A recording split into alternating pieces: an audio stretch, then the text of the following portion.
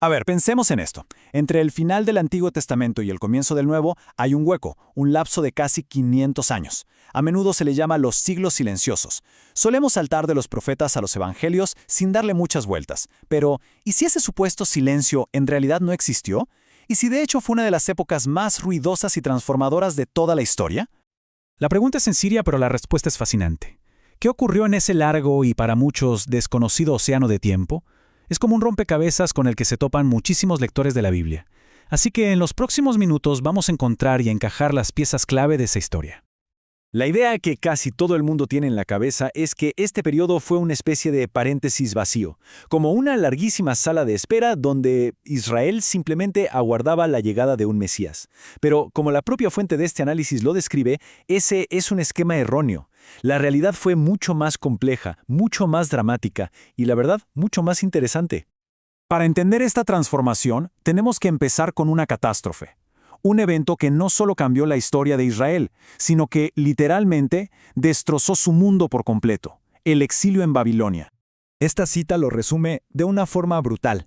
Para la gente del reino de Judá, en el 587 a.C., la conquista babilónica no fue solo una derrota militar, no, fue el apocalipsis, el fin de todo aquello que le daba sentido a su vida. Y bueno, ¿qué significaba el fin del mundo en términos concretos? Pues significaba perderlo absolutamente todo. Los tres pilares de su identidad: la tierra que Dios les había prometido, un rey del linaje de David y, lo más importante de todo, el templo de Jerusalén, el lugar donde se creía que Dios mismo habitaba. De la noche a la mañana, todo eso fue aniquilado. Y aquí está la clave de todo.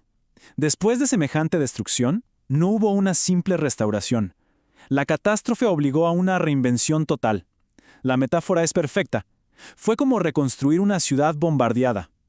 De entre los escombros, no solo se rescataron algunas cosas, sino que surgieron ideas, instituciones y formas de pensar completamente nuevas.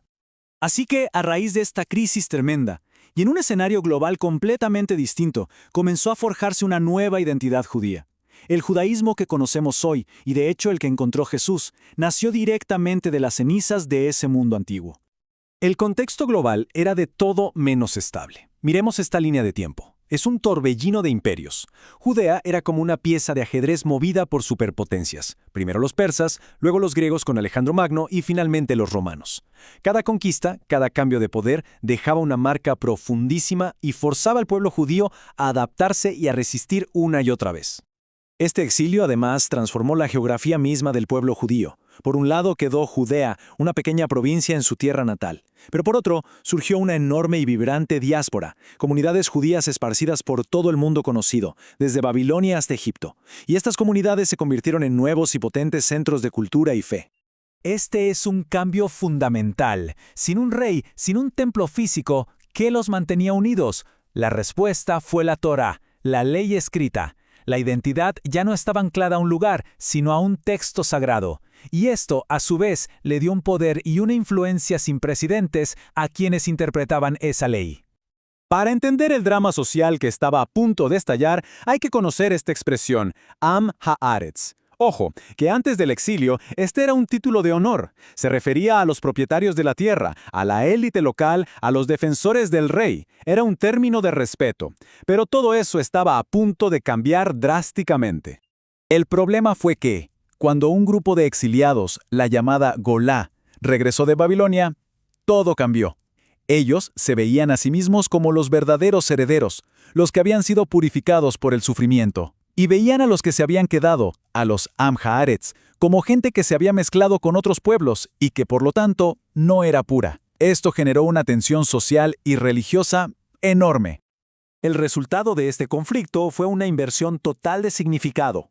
La expresión Am Haaretz dio un giro de 180 grados. Pasó de ser un título de honor a ser un insulto, una palabra de desprecio. Para la época del Nuevo Testamento, llamar a alguien Am Haaretz significaba que era un ignorante de la ley. Este cambio en una sola expresión nos revela una revolución social completa.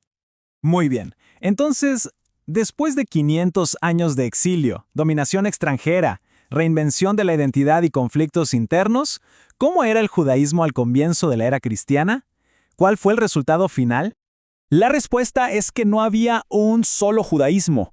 Lejos de ser un bloque monolítico, era, como dice la cita, un mundo poliforme, o sea, con muchas formas distintas. Estaba lleno de grupos y corrientes, a menudo compitiendo y en conflicto entre sí. Nombres como fariseos, saduceos, esenios o celotes nos suenan del Nuevo Testamento, ¿verdad? Bueno, pues no eran simples partidos políticos, eran visiones apasionadas y en competencia sobre cómo ser el verdadero Israel en ese nuevo mundo.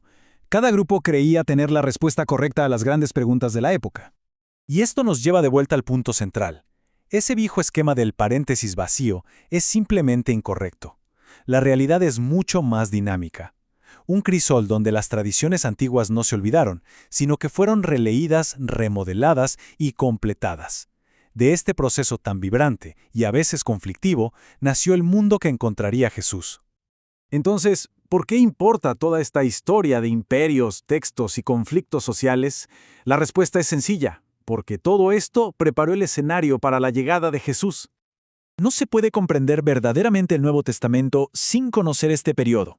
La personalidad de Jesús, las preguntas que hizo, los conflictos que enfrentó, todo, absolutamente todo, está forjado por la herencia de esta era.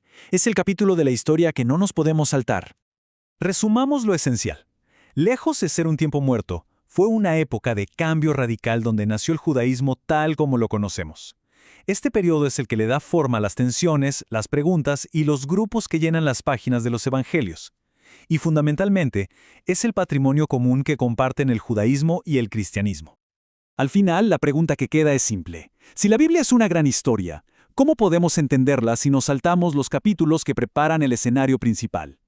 Comprender este periodo no es solo llenar un vacío, es permitir que toda la narrativa cobre un sentido mucho más profundo y mucho más coherente.